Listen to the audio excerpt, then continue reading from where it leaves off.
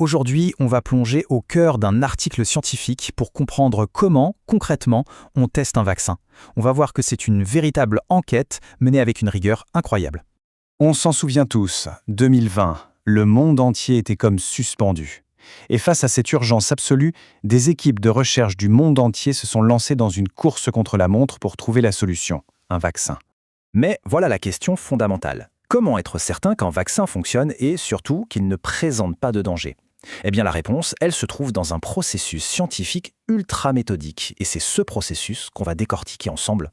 Alors, allons-y. On va se concentrer sur l'un des très nombreux candidats vaccins qui étaient en développement à l'époque, en s'appuyant directement sur le rapport de son essai clinique publié dans la très sérieuse revue scientifique JAMA. Alors, attention, le mot-clé ici, c'est rapport intermédiaire. C'est un peu comme si on lisait le tout premier chapitre d'un roman à suspense. On n'a pas encore le dénouement, mais les indices qu'il contient sont absolument essentiels pour la suite. Avant même la moindre injection, tout commence par la conception de l'essai. C'est le plan de bataille, l'architecture qui va garantir que les résultats obtenus à la fin sont vraiment fiables et pas juste le fruit du hasard. Le grand défi, c'est qu'on est tous différents. Notre âge, nos gènes, notre état de santé. Pour que le test soit juste, il faut s'assurer que la seule vraie différence entre les groupes de volontaires, c'est le produit qu'on leur administre, le vaccin d'un côté ou un placebo de l'autre. Et pour ça, il y a 3 règles d'or, 3 piliers. D'abord, la randomisation. On tire au sort qui va dans quel groupe pour que tout soit équilibré. Ensuite, le groupe placebo. C'est notre point de comparaison, essentiel. Eux reçoivent une injection qui ressemble au vaccin mais qui ne contient pas le virus inactivé, juste l'adjuvant, une substance qui aide à stimuler le système immunitaire. Et enfin, le double aveugle. C'est la règle suprême. Personne ne sait qui a reçu quoi, ni les volontaires, ni même les médecins. Comme ça, pas de biais. C'est ce qu'on appelle le gold standard de la recherche. Et concrètement, ça donne quoi ? Eh bien, ça donne 320 volontaires qui ont été répartis au hasard. L'idée, ce n'était pas juste de tester le vaccin contre le placebo, mais aussi de tester différentes doses et différents calendriers d'injection pour essayer de trouver la formule la plus efficace. Ok, le protocole est en place. Maintenant, les résultats. Et là, la toute première question, celle qui prime sur absolument tout le reste, c'est est-ce que c'est sûr ? La sécurité, c'est la priorité numéro 1 de cette phase. Bon, sans grande surprise, ce qui est le plus ressorti, c'est une douleur là où l'injection a été faite. C'est un effet secondaire extrêmement courant avec la plupart des vaccins. Mais c'est là que ça devient fascinant. Quand on regarde les chiffres, le taux d'effets indésirables légers est presque le même dans le groupe qui a reçu le vaccin et dans celui qui a reçu le placebo. Ça montre bien que le simple fait de recevoir une piqûre peut en soi provoquer une petite réaction, que le produit soit actif ou non. Et surtout, que le vaccin n'en a pas provoqué beaucoup plus. Et cette phrase tirée directement de l'étude résume tout. Les effets étaient légers, de courte durée et sont partis tout seuls. Bref, le premier obstacle, celui de la sécurité, semble franchi. D'accord, le vaccin est sûr.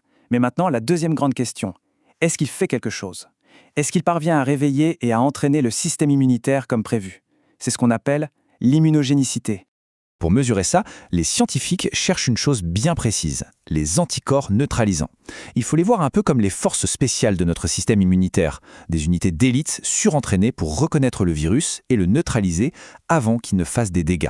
Et là, le graphique parle de lui-même. C'est sans appel. Les courbes de couleur qui grimpent en flèche, ce sont les groupes qui ont reçu le vaccin, et la ligne toute plate, tout en bas, c'est le groupe placebo. La différence est juste spectaculaire.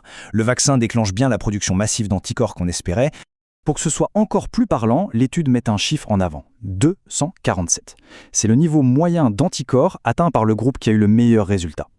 C'est le signal fort, le signal très clair que les chercheurs attendaient. Oui, le vaccin fait son travail.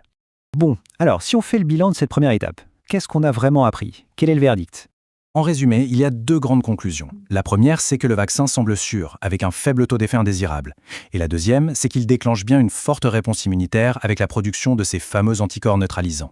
Mais attention, et ça c'est vraiment le point le plus important, cet essai ne prouve pas encore que le vaccin protège contre la maladie.